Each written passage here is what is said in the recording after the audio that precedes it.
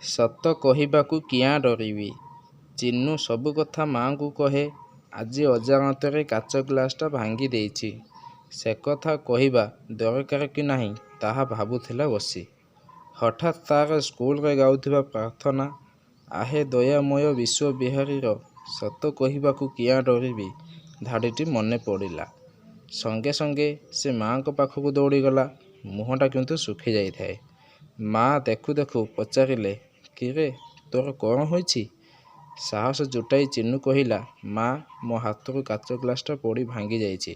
ତତ୍କ୍ଷଣାତ୍ ମା' ପୁଅକୁ ଆଉଁସି ଦେଇ କହିଲେ ତୋର କିଛି ହୋଇନି ତ? ଚିନୁର ଆଖି ଛଳ ଛଳ ହୋଇଗଲା। ଭାରି ଆଶ୍ଚର୍ଯ୍ୟ ଲାଗିଲା। ଏଇ ଟିକକ ଆଗରୁ ତାକୁ କେଡ଼େ ଭୟ ଲାଗୁଥିଲା କାଳେ ମା' ତା' ଉପରେ ରାଗିବେ। ସତ କହିଦେଲେ ସମସ୍ୟାର ଯେ ସୁନ୍ଦର ସମାଧାନ ହୋଇଯାଏ ଆଜି ସେ ଭଲ ଭାବରେ ବୁଝିପାରିଲା।